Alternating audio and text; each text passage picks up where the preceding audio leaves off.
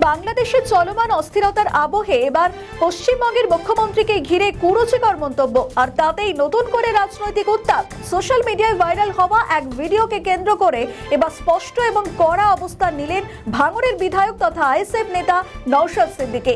তার সাফ কথা, রাজনৈতিক মতাদর্শে মতভেদ থাকতেই পারে, কিন্তু রাজ্যের মুখ্যমন্ত্রীর অপমান কোনোভাবেই বরদাস্ত করা হবে না। সম্প্রতি সোশ্যাল মিডিয়াতে একটি ভিডিও ভাইরাল হয় এবং যেখানে এক বাংলাদেশি রাজ্যের মুখ্যমন্ত্রী মমতা বন্দ্যোপাধ্যায়কে কুরুচিকর ভাষায় মন্তব্য করেন, আর তাতেই এবার কড়া অবস্থান নিলেন নওশাদ সিদ্দিকী। শুনুন তার বক্তব্য। আমাদের রাজ্যের মুখ্যমন্ত্রী মাননীয় মমতা ব্যানার্জি মহাশয়ের নামে বাংলাদেশের এক বক্তা কুমন্তব্য করেছে। আমার সাথে মমতা ব্যানার্জির রাজনৈতিক মতপার্থক্য আছে, থাকবে, কারণ মমতা ব্যানার্জি চোরগুলোকে প্রশ্রয় দিয়েছে আর আমরা চোর মুক্ত সমাজ ব্যবস্থা চাইছি। ফলে দুজনের আদর্শ এক হতে পারে না, দুজনের মত এক জায়গায় হবে না, সবসময় মতাদর্শগত সংঘাত লেগেই থাকবে। কিন্তু end of the day Mamata Banerjee আমাদের মুখ্যমন্ত্রী, আমাদের রাজ্যের মুখ্যমন্ত্রীকে নিয়ে যে বাজে মন্তব্য বাংলাদেশের এই বক্তা করেছে, আমি পশ্চিম বাংলা থেকে, ভারতবর্ষ থেকে বাংলাদেশের এই বক্তাকে ধিক্কার নিন্দা জানাচ্ছি। ওই বক্তব্য প্রত্যাহারের জন্য এখান থেকে বার্তা দিচ্ছি। সাথে সাথে আমার ভারত সরকারকে বলছি, আপনি বাংলাদেশের ইন্টেরিয়াম গভর্নমেন্টের মাধ্যমে ওই বক্তার কাছ থেকে জবাবদিহি করুন।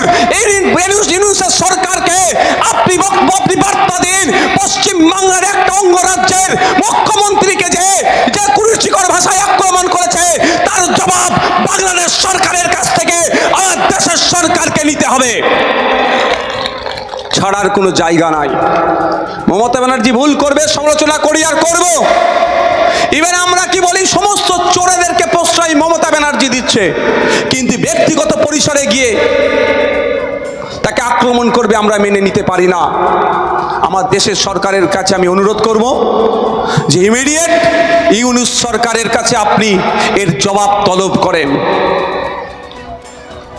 রাজনৈতিক মতপার্থক্য ছিল, আছে, থাকবে, আদর্শগত মতপার্থক্য ছিল, আছে, থাকবে, কিন্তু আমার রাজ্যের মুখ্যমন্ত্রীকে কটু ভাষায় আক্রমণ করবে এটা আমরা মেনে নিতে পারবো না। কারণ সাংবিধানিক পদে তিনি বসে আছেন, তার হাতে সার্টিফিকেট আছে, তাকে আপনাকে আমাকে সম্মান দিতে হবে। আপনি আমি যদি সংবিধানকে ভালোবাসি, আপনি আমি যদি সংবিধানকে মেনে চলি, সংবিধানকে সম্মান দিতেই হবে। সেই সংবিধানের বলে, আর্টিকেলের বলে মমতা ব্যানার্জি চিফ মিনিস্টার সিটে বসে আছে।